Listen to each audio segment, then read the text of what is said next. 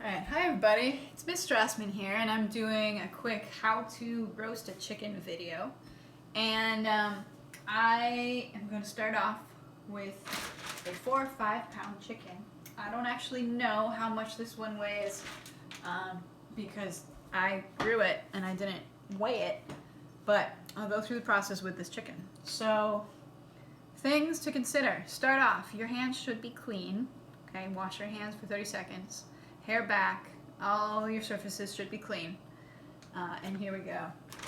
Now, I'm going to try to keep my hands away from the chicken juices so that I can not worry so much about salmonella. One thing some folks might have a tendency to want to do is wash the chicken in their sink. But then your sink is covered with salmonella germs. If you do that, you certainly have to sterilize your sink completely and very carefully. Alternatively, you could just put your chicken into the roasting pan and then toss the wrapper so that you don't have as many salmonella germs. But that's just what's recommended. The next thing I like to do, I like to make a sort of like marinade paste. And this paste has about a teaspoon of salt, about like half a teaspoon of thyme or something like dried basil, maybe a quarter teaspoon or half a teaspoon of dried garlic powder, and some black pepper to taste. And this paste is going to help me season my chicken, but also it sort of tenderizes the meat. My favorite way to use this, oh, and also there's some olive oil in here. So it's a mixture of olive oil, the salt, and the herbs. Okay. My favorite way to use this paste is to actually take a scoop or a spoonful. And again, after I touch this bird, I have to be careful that I'm not touching anything else in my kitchen. But anyways, I slip that kind of like butter or oil and salt and herb mixture under the skin. So I loosen up the skin, and then I can get this paste, this marinade, actually underneath the skin, right on top of the actual chicken meat. And I like to do that on the breast meat. So I open it up kind of like right there, and the spoon slips right under the skin like that. Like that. And I normally try to get all the way down. And then I also do that on the back of the bird. So you're actually putting it on the chicken thigh, and you can loosen the skin there, and then get another little scoop of the marinade and put it again between the skin and the actual chicken meat, so it's under the chicken skin. That makes the meat get a lot more tender, and it actually allows you to kind of roast it to a place where it's falling off the bone but isn't dry. Some people might call this kind of like a dry rub. That's good, and I'm going to just smear the rest of it kind of on the chicken skin for a little flavor there. Whatever this is, I find it really helps me make a better chicken. Again, it's herbs, and I have a lot of smoked paprika in this mixture, but you can put whatever you want in this mixture. I do recommend having that about a little, like maybe 3/4 of a teaspoon of salt, so that the tenderizing action of the salt can happen. Okay, so my chicken is marinated, and I'm going to put these directly in the sink so I can wash them. I'm going to wash my hands, and then I actually will sterilize like the handle of my kitchen faucet because I touched it and there could be salmonella germs on it. Okay, so for 30 seconds, wash your hands. A few other pointers. I'm using a glass baking dish.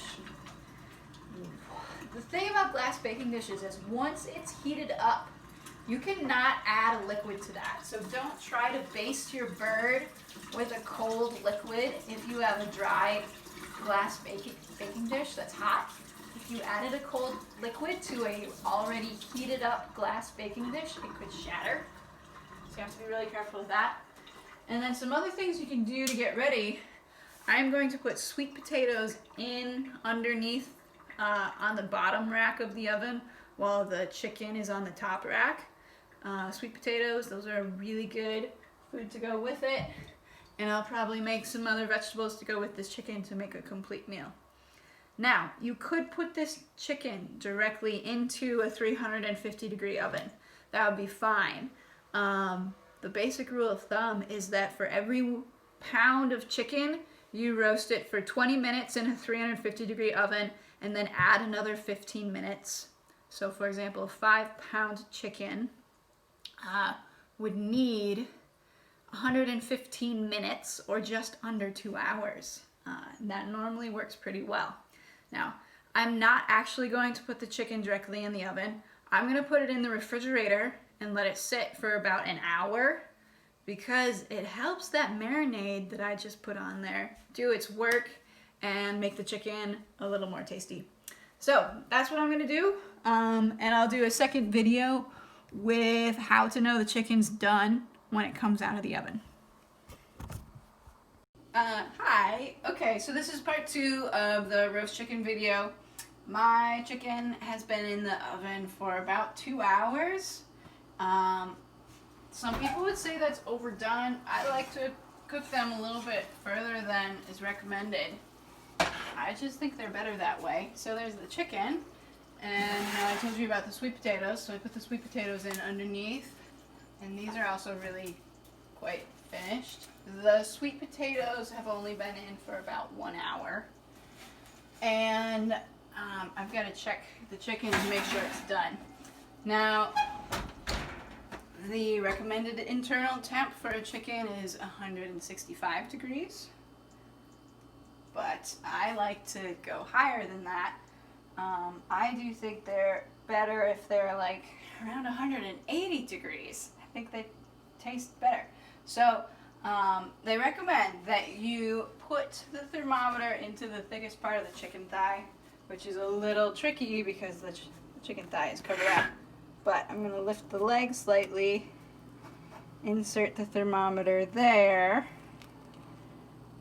okay, and, okay, you can see the temperature is just going to climb and climb and climb. Right now, the temperature is at 175, 176. I expect it's going to go up to 180 something before it stops. But that is a good place to put the thermometer. You want to make sure it's not touching a bone. So like if you feel something really hard that the thermometer is touching, okay, don't have it touching a bone. That could give you an inaccurate temperature. But anyways, that chicken, I like them at 180, but 165 is the recommended temp. I never put a cold liquid into the glass pan. You can't shock the glass pan. It will crack. It will shatter all over everything. And to finish this meal, I'm going to have, I just picked some lettuce, some greens. I'll wash them and have a side salad. You saw the portion sizes in the other chicken video.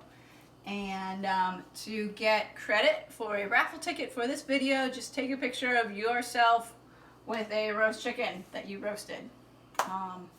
And don't forget to check the internal temperature somehow. Okay, thank you.